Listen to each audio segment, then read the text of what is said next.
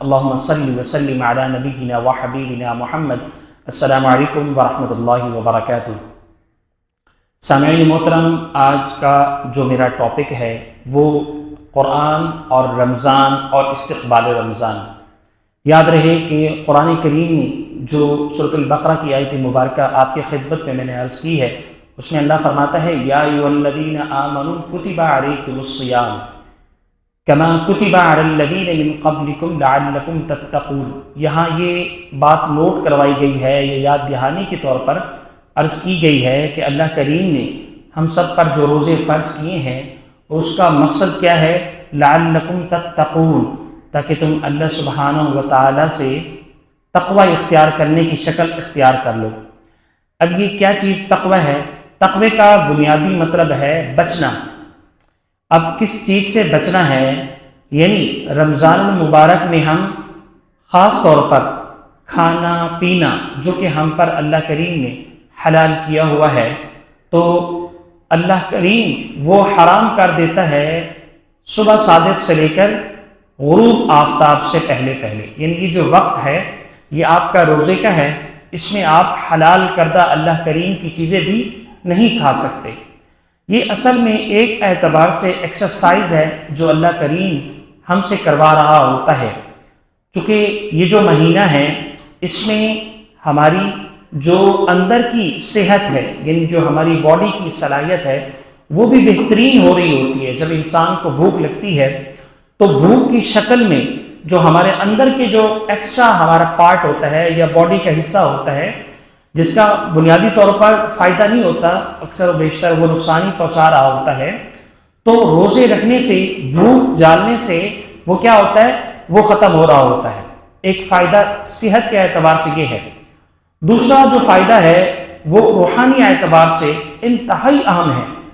وہ کیا فائدہ ہے کہ جب ہم رمضان میں اللہ کریم کی حلال کردہ چیزوں کو چھوڑ دیتے ہیں تو 11 مہینے ہمیں اللہ کریم کی جو حرام کردہ چیزیں ہیں وہ ہمیں چھوڑنی ہوگی۔ اب ذرا اندازہ لگائیں، اس وقت جو ملکی صورتحال ہے وہ معاشی اعتبار سے تنگی کی شکل ہے۔ جناب عمر بن عبدالعزیز کا واقعہ آپ کی خدمت میں عرض کرنا چاہ رہا ہوں۔ وہ واقعہ کیا ہے کہ وہ خلیفۃ المسلمین یعنی امیر المؤمنین گزرے ہیں، اور یہ ہے کہ جب وہ اس عہدے پر فائز ہوئے تو انہوں نے ساری کی ساری اپنی جو جمع پونجی تھی وہ جمع کرا دی۔ اب اس کے بعد جو ہے جب محنت اور مشقت اور ذمہ داری کا وقت آیا تو انہوں نے بڑی دل جمی سے محنت کی، اور ایک دفعہ تو ایسا ہوا کہ آپ کے پاس اتنے پیسے نہیں تھے کہ آپ کا ایک دفعہ دل کر رہا تھا کہ میں انگور کھا لوں، انگور کھانے کا دل کر رہا تھا، تو اپنی اہلیہ صاحبہ کے پاس تشریف لے گئے اور کہنے لگے کہ آپ کے پاس 1 درہم ہے، میرا آج دل کر رہا ہے تاکہ میں انگور کھا لوں۔ تو وہ فرمانے لگی کہ آپ کے پاس 1 درہم بھی نہیں ہے؟ تو کہنے لگے کہ میرے پاس حلال ہے نہیں، حرام میں کھا نہیں سکتا، اور مجھے دوزخ کی آگ سے، جہنم کی آگ سے بڑا ڈر لگتا ہے۔ تو یہ تو تھا ان کا تقوی، اور اصل میں پیش نظر جو مقصد تھا وہ آخرت تھی، اور جب آخرت پیش نظر ہوتی ہے تو یقین جان لیجئے کہ قرب الہی اور اللہ کریم کے جو احکام، رسول کریم صلی اللہ علیہ وسلم کی جو تعلیمات ہے وہ پس پش نہیں رہتی۔ البتہ یہاں یہ بات نوٹ کر لیں کہ رمضان میں جو میں اور آپ روزہ رکھ رہے ہوتے ہیں اس کے بہت سارے فائدوں میں سے ایک فائدہ یہ بھی ہے، جیسے کہ میں نے سورۃ البقرہ کی آیت 185 کے ضمن میں آپ کی خدمت میں عرض کیا کہ تقوی اختیار کیا جائے، اللہ سے قریب ہوا جائے۔ اسی ضمن میں ایک حدیث میں نے آپ کی خدمت میں عرض کی، الصوم لی وانا اجزی بہ، روزہ میرے لیے ہے اور میں خود اس کی جزا ہوں۔ اللہ کریم رمضان سے پہلے جنت کو تیار کرتے ہیں اور اس کو سجاتے ہیں، اور سجاتے بھی اس طرح ہیں کہ روز اہتمام ہوتا ہے، اور کس کے لیے؟ روزے دار کے لیے۔ اور اس سے بڑھ کر کیا بات ہو سکتی ہے کہ روزہ کی جزا خود اللہ سبحانہ و تعالیٰ دے گا۔ اس اعتبار سے ہمیں رمضان کا خاص طور پر روزے کے اعتبار سے اہتمام کرنا چاہیے۔ یہ دو باتیں ہوگی۔ اب تیسری بات پہ آ جاتے ہیں، رمضان اور روزہ ان دونوں کا آپس میں کیا تعلق ہے؟ قرآن کہتا ہے شہر رمضان الذی انزل فیہ القرآن، کہ اللہ کریم نے رمضان میں قرآن کریم کو نازل فرمایا، اور دوسری اعتبار سے جب قرآن رمضان میں نازل ہوا تو ایک اعتبار سے ایک سیلیبریشن بھی ہماری بنتی ہے، وہ روزوں کے متعلق ہے۔ ایک مثال میں عرض کرتا ہوں آپ کی خدمت میں، جناب موسیٰ علیہ السلام کی۔ جناب موسیٰ علیہ السلام جب کوہ طور پر تشریف لے گئے تو آپ نے سیلیبریشن کے لیے کتنے روزے رکھے؟ 40 روزے رکھے۔ 40 روزے رکھنے کے بعد آپ کے حوالے تورات کی گئی۔ اب ہم نے کتنے روزے رکھنے ہیں؟ رمضان کے 30 یا 29۔ تو یہ اکثر و بیشتر روزے کا ایک تو فائدہ یہ ہوتا ہے کہ قرب الہی، اور دوسرا جو فائدہ ہوتا ہے وہ سیلیبریشن کی شکل ہے کہ اللہ کریم نے ہم پر قرآن کریم نازل کر کر یہ بہت بڑا احسان کیا کہ رمضان میں یا رمضان کے علاوہ ہم جو قرآن کریم کا ایک حرف پڑھتے ہیں تو اس کا جو اجر ہے وہ اللہ کریم 10 نیکیوں کی شکل میں دیتا ہے۔ لیکن یہ جو رمضان میں اللہ کریم ہمیں یہ رحمتیں برساتا ہے، برکتیں برساتا ہے، بڑھا چڑھا کے دیتا ہے، یعنی یوں کہہ لیجیے رحمت اللہ کریم کی بے پناہ طور پر برس رہی ہوتی ہے ہم پر۔ تو ایک اعتبار یہ بھی ہو گیا۔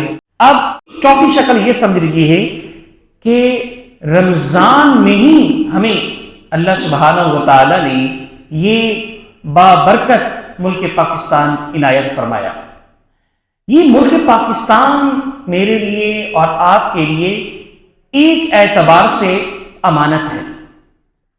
اس میں رہ کر لوگوں کے ساتھ، بہن بھائیوں کے ساتھ، اور اسی طریقے سے دیگر جو ہمیں عہدے ملے ہیں ان پر کیا کریں؟ ذمہ داری سے کام کریں۔ تو گویا کہ رمضان کی جو فائدے ہیں یا جو بینیفٹس ہیں وہ ارد گرد گھومتے ہیں ہمارے۔ اور اس اعتبار سے یہ ایک بات بھی نوٹ کر لیں کہ شعبان کے آخر میں نبی مکرم علیہ السلام صحابہ سے یہ فرماتے کہ تم پر ایک ایسا مہینہ آنے والا ہے، ایک ایسا مہینہ آنے والا ہے جو اس میں ایک رات ہے وہ 1000 مہینوں سے افضل ہے۔ اور قرآن نے باقاعدہ اس کو ذکر کیا اِنَّا أَنزَلْنَاهُ فِي لَيْلَةِ الْقَدْرِ وَمَا أَدْرَاكَ مَا لَيْلَةُ الْقَدْرِ لَيْلَةُ الْقَدْرِ خَيْرٌ مِّنْ أَلْفِ شَهْرٍ۔ وہ رات 1000 مہینوں سے افضل کون سی ہے جسے قرآن نے کہا؟ وہ ہے لیلۃ القدر۔ ایک رات میں گویا کہ ہم عبادت کر لیں تو گویا کہ ہم نے 1000 مہینوں کی عبادت کو حاصل کر لیا۔ تو اس اعتبار سے نوٹ کر لیا جائے کہ نبی مکرم علیہ السلام شعبان میں ہی آپ اہتمام فرماتے رمضان کی تیاری کا، یعنی آپ کا جو درس ہے، آپ کا جو مؤثر ترین انداز بیان ہے وہ شعبان اور شعبان کے بالکل اینڈ میں چلتا رہتا تھا، اور یہ تسلسل سے چلتا تھا، تسلسل سے۔ امی عائشہ رضی اللہ تعالی عنہ سے حدیث ہے، یہ پچھلے جمعے میں نے آپ کی خدمت میں عرض کی تھی۔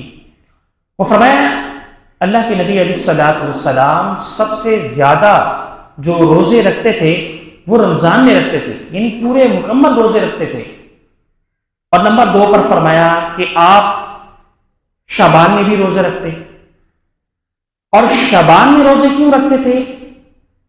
اس لیے کہ تاکہ رمضان کی پہلی سے تیاری ہو جائے، نمبر 1۔ نمبر 2، اس کے علاوہ بھی آپ روزے رکھتے تھے، مثال کے طور پر پیر اور جمعرات، یہ ویکلی اعتبار سے ہے، نمبر 2 کہ مہینے کے اعتبار سے ہم انالیسس کریں، تقسیم کریں، تو نبی مکرم علیہ السلام مہینے کے اعتبار سے جسے ایام 20 کہتے ہیں، 13، 14، 15، یہ جو ایام 20 ہیں اس میں بھی نبی مکرم علیہ السلام روزہ کا اہتمام فرماتے تھے. اور نبی علیہ السلام جو ہے شعبان میں اس طرح سے روزے کا اہتمام فرماتے، بلکہ محدثین نے اس کی یوں وضاحت فرمائی ہے کہ جس طرح سے ہم ایک نماز پڑھتے ہیں اور نماز سے پہلے ہم اہتمام کرتے ہیں سنن کا، جسے ہم سنتیں کہتے ہیں، سنن کا اہتمام کرتے ہیں. اور وہ کیوں اہتمام کرتے ہیں؟ اس لیے کہ تاکہ فرائض کی ہماری تیاری ہو جائے اور فرائض کو صحیح انداز میں پڑھا جائے. ایک شکل یہ ہے. دوسری شکل یہ بنتی ہے کہ جب ہم فرائض میں کوئی کمی کوتاہی رہ جاتی ہے تو اللہ کریم نوافل کے ذریعے سے پوری کر دیتا ہے. تو اس اعتبار سے یہ بھی نوٹ کر لیں کہ جب ہم نوافل روزے رکھتے ہیں تو کہیں فرائض میں کمی بیشی رہ جاتی ہے یا کوئی کمی کوتاہی رہ جاتی ہے تو اللہ کریم ان نوافل کے ذریعے سے وہ پوری کر دیتا ہے جو فرائض میں ہوتی ہے. ایک شکل تو یہ ہے.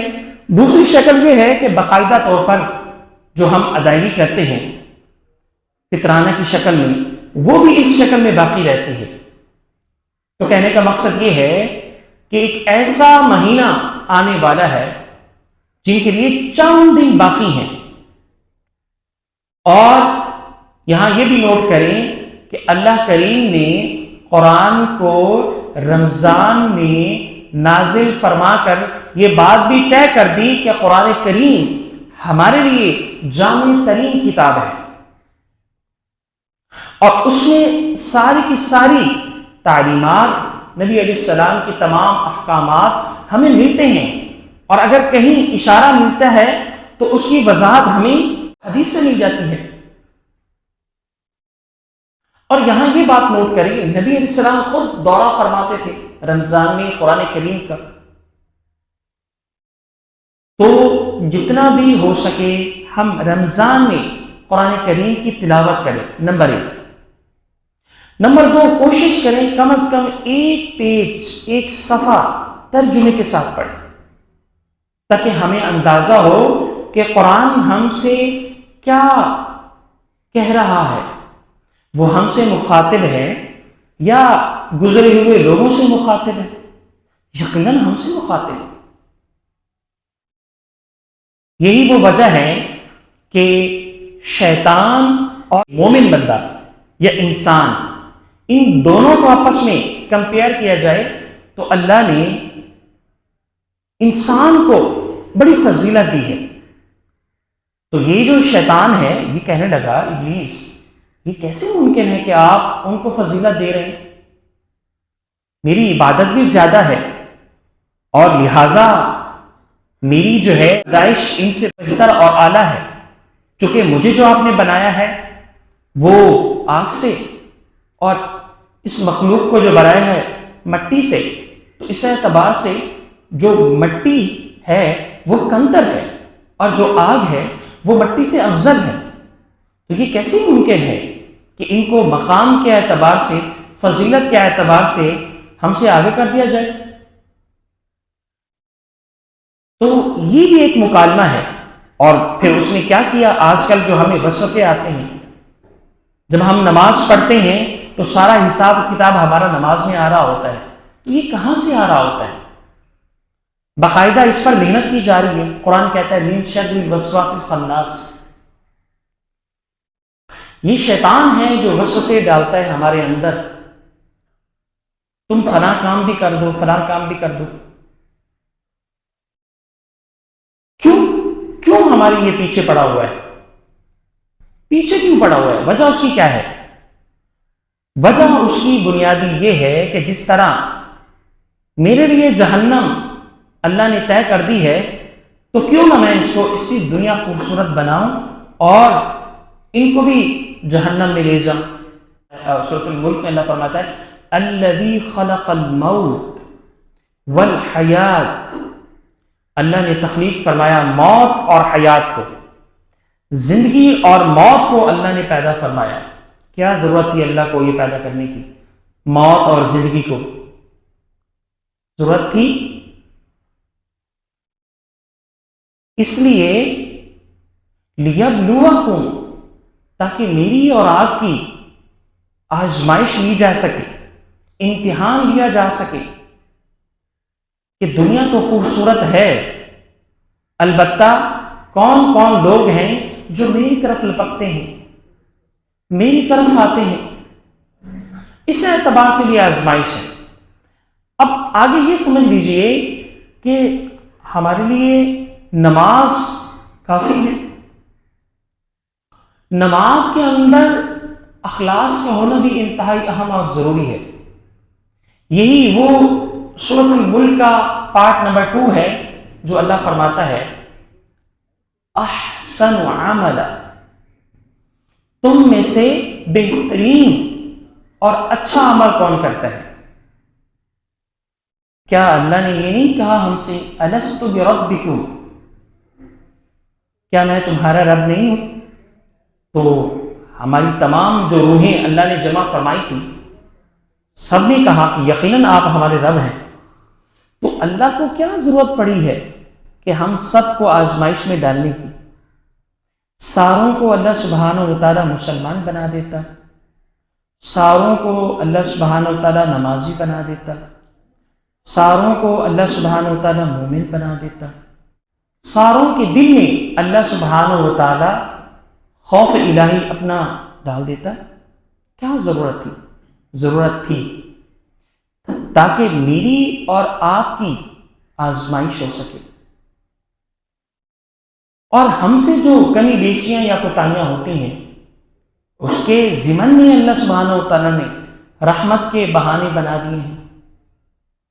کبھی لیلۃ القدر اللہ ہمیں دے دیتا ہے، کبھی رمضان کا مہینہ ہمیں اللہ دے دیتا ہے، کبھی قرآن کریم ہمیں دے دیتا ہے، کبھی ہمیں یہ کہا جاتا ہے کہ تم وضو کر لو اچھی طرح سے، اللہ کریم تمہارے چھوٹے گناہ معاف کر دے گا. کبھی یہ کہا جاتا ہے کہ تم ازواجی حیثیت میں آ جاؤ تو اللہ سبحانہ و تعالیٰ آدھا ایمان تمہیں یہیں سے دے دے گا. کبھی ہمیں کہا جاتا ہے لیس منا من لم یرحم صغیرنا ومن لم یوقر کبیرنا، کہ بڑوں کی توقیر کرو، چھوٹوں کا احترام کر لو، اللہ تم سے راضی ہو جائے گا.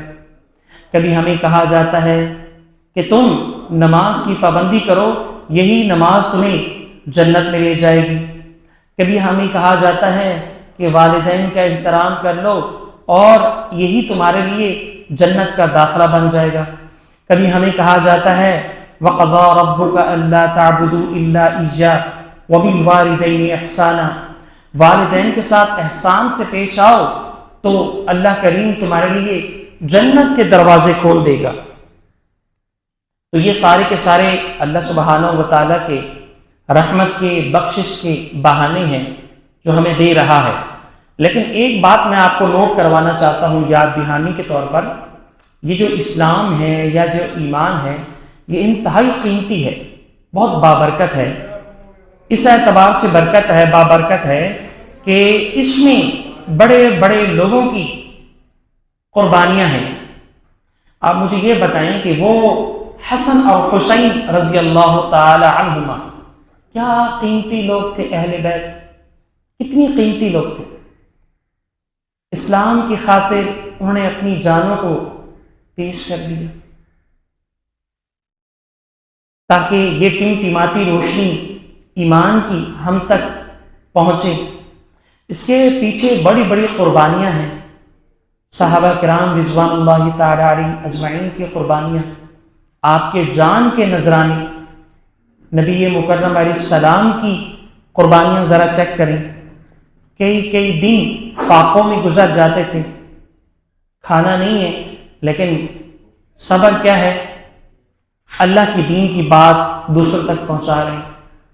تو یہ جو ساری چیزیں ہیں انتہائی قیمتی ہیں اور انتہائی بابرکت ہیں.